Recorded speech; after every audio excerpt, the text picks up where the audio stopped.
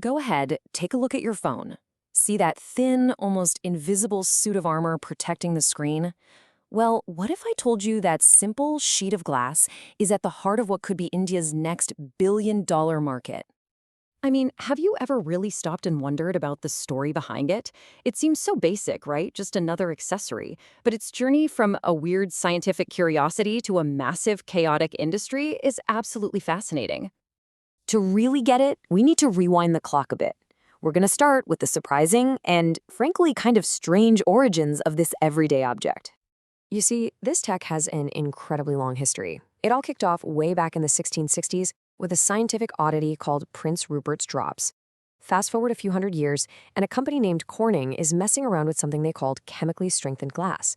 But the real breakthrough? That didn't happen until 2007. Steve Jobs, who famously hated plastic screens, basically pushed Corning to revive that exact technology for the very first iPhone. How crazy is that? From a 17th century curiosity right into your pocket. So what's the magic trick here? It's a process called chemical strengthening. In a nutshell, you take a sheet of glass and dunk it into this super hot bath of molten potassium salt.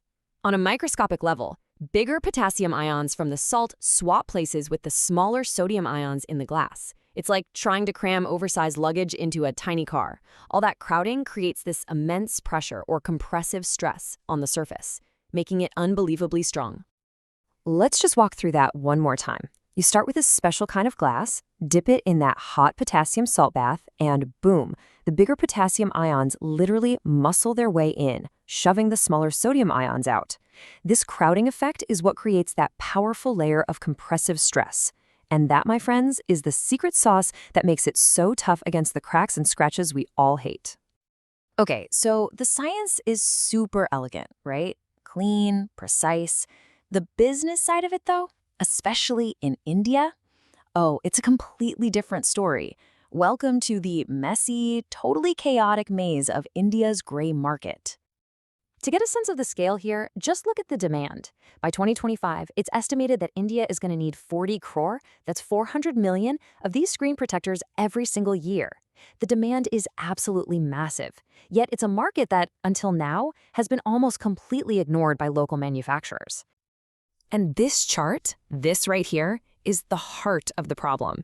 A staggering 90% of the screen protectors sold in India are cheap imports funneled through this massive gray market. Only a tiny 10% are actually made here. It's a colossal missed opportunity. So how does this giant gray market even work? Well, it's all about dodging taxes. A customs alert from 2019 spelled it out. Shipments from China were constantly being misclassified and undervalued just to avoid paying duties. So the government loses money, and the market gets flooded with undocumented, low-quality junk.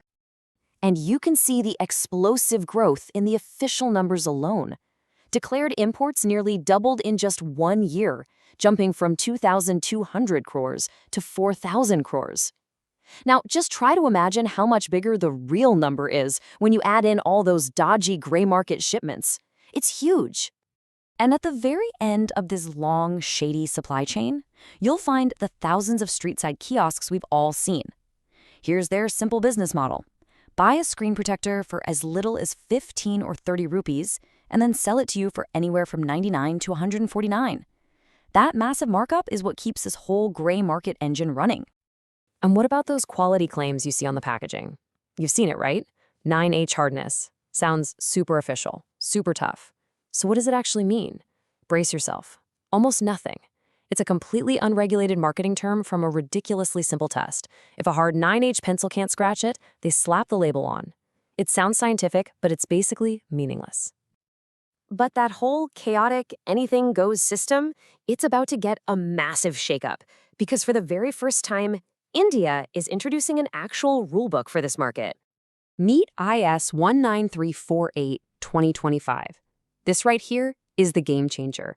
It's the world's first dedicated standard just for screen protectors, published by the Bureau of Indian Standards, or BIS. This single regulation is the turning point in this entire story. And this new standard demands specifics, no more vague marketing fluff. We're talking about real, verifiable tests for things like optical clarity, surface stress, even the quality of the glue. It also requires something called a fog mark, the maker's ID literally etched onto the glass. and a license number that you can check yourself on the BIS Care app. Now here's the best part. This isn't just happening on paper. At the same time these new rules are coming in, we're finally seeing a real domestic supply chain emerge. India's first major tempered glass factory, a partnership between Optimus and Corning, just opened. For the first time, the standards and the supply are actually showing up to the party together. But, having a standard and a shiny new factory is one thing. Actually winning this billion-dollar gamble, that's a whole different challenge. And the obstacles are huge. First, you've got SKU chaos. Dozens of new phone models are released every single quarter. Then there's the cash economy. These kiosks run on quick cash-in-hand deals, not formal payment cycles. Enforcement at the ports could be a problem, and maybe the biggest hurdle of all, convincing us, the customers, to pay a little bit more for actual quality. This really gets to the core of the conflict. You've got two completely different worlds colliding. On one side, the kiosk model, all cash, no warranties, built entirely on being cheap. And on the other, the global brand model, formal payments, warranties, and built on trust. Bridging that gap is the central challenge. But despite all those challenges, the prize for getting this right is just enormous. The potential annual market for tempered glass in India is estimated to be around 20,000 crore rupees. This isn't some small side business. It is a genuine billion-dollar play. So what happens next? How does India take this massive, messy potential and turn it into a structured, high-value reality? Well, the playbook is actually pretty clear, but it's going to require everyone to step up their game. This is the path forward. The government has to get serious about enforcing these new BIS rules at the ports. Brands need to do more than just sell glass. They need to offer real warranties and actually teach people why quality matters. Kiosks need a good reason to sell the certified stuff. And finally, we, the consumers, need to learn to look for that seal of approval, that trust mark, just like we look for an ISI mark on a helmet or a hallmark on gold. Which all leads to the final, critical question. Can India actually turn the fragility of this gray market into a real source of economic strength? This is about more than just screen protectors. It's a major test for the entire Indian market's ability to organize and grow. And that leaves us with a great irony in all of this. A product that is literally designed to be fragile, to break so your phone doesn't have to, could itself become one of India's strongest and most solid business opportunities. And that is the incredible hidden story of that simple sheet of glass on your screen.